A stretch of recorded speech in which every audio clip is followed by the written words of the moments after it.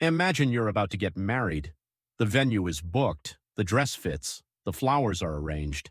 Everyone you love is flying in. Your fiancé is perfect, kind, optimistic, genuinely good. Everything is exactly as it should be. And yet, something feels wrong. You can't name it, you can't explain it. But somewhere deep in your gut, in that primal part of the brain that evolution kept around for a reason, there is one single, quiet, persistent thought. Something bad is going to happen. Something very bad is going to happen. Netflix 2026. Netflix dropped all 8 episodes of this series on March 26, 2026. It has the Duffer Brothers, the people behind one of the most beloved shows of the last decade, attached as executive producers. It was created by a showrunner who openly says horror is how she processes her emotions, and it is genuinely one of the most unsettling things on streaming right now. Today we're breaking down why you should absolutely be watching it this weekend, and what makes it so much more interesting than your average horror show. No major spoilers, promise. What is this show, actually?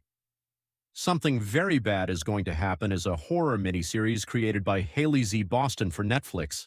It stars Camilla Morrone and Adam DeMarco as an engaged couple whose wedding is derailed.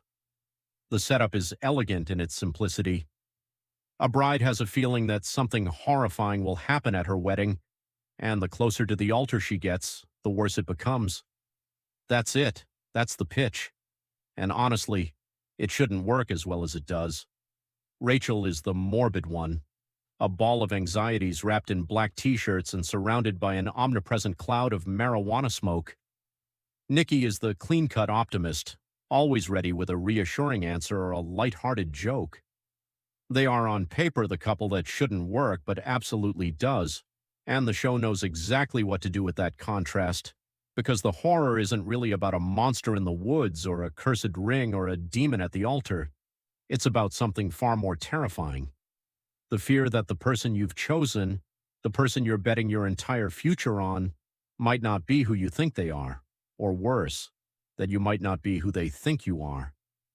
The series takes pre-wedding jitters and amplifies them to supernatural extremes, eventually winding to a surprisingly thoughtful, satisfyingly bloody take on the impossibility of absolute romantic certainty, which is, to be clear, a wildly ambitious thing for a horror show to attempt, and somehow it mostly pulls it off.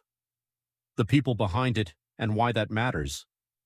Let's talk about the names attached, because they tell you a lot about why this show feels different. Creator and showrunner Haley Z. Boston executive produces alongside the Duffer Brothers. Now, the Duffer Brothers name carries enormous weight. But here's what's interesting. This is their first non-Stranger Things production for Netflix before they move on to their next chapter. So in a very real sense, this is a high-stakes project. The show isn't about jump scares. Rather, the tone is described as unsettling, getting under your skin dread mixed with character-driven storytelling. Getting under your skin dread. This isn't the horror that makes you jump. It's the horror that stays with you, the kind that lingers after the episode ends. And then there's Boston herself. She came up with the ending first, and then spent time building the story backward from that point. That explains why the show feels the way it does, like everything is leading somewhere inevitable. That inevitability is a reason the show works. Even in quiet scenes, the writing adds pressure so the tension feels earned, and the ending lands less like a twist and more like a destination the story was moving toward. You don't know what it is, but you know it's coming. The cast includes Camilla Morrone, Adam DeMarco, Jennifer Jason Leigh, Ted Levine, Jeff Wilbush, Gus Burney, Carla Crome, and Victoria Pedretti. A strong ensemble, with performances that keep the tension grounded and believable. What makes it different from every other horror show? Here's the real conversation. Because horror on TV has a problem, it's hard to maintain fear over multiple episodes. Most shows solve this by adding more chaos, more plot, more twists, more noise. But Something Very Bad Is Going to Happen does the opposite. It slows down. It lets moments breathe. It forces you to sit with discomfort. It also understands that silence can be just as disturbing as chaos. Instead of throwing constant scares at you, the series builds tension through awkward pauses, strange glances, and the feeling that something is deeply off even when nothing obvious is happening. That's what makes it effective. It doesn't beg for your attention with noise. It quietly pulls you in, and before you realize it, you're already trapped inside its anxious, unsettling world. Not just to care about the characters, but to question them, to analyze every conversation, to look for what's not being said. At its core, the show explores what love really means and how fragile certainty can be. Till death do us part sounds romantic, but when you think about it, it's also unsettling. That tension is what drives the story, and it's handled in a surprisingly mature way. Now, it's not perfect. Some characters feel underdeveloped. At times it feels like a shorter story stretched into a longer format. Some moments linger longer than necessary, but even with those flaws, the atmosphere works. The mystery works, the tension works, and once you're pulled in, you're not stopping.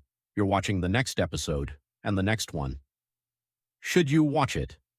This weekend? Let's keep it simple. Yes, you should watch it. If you like slow burn horror that focuses more on feeling than shock, this is for you.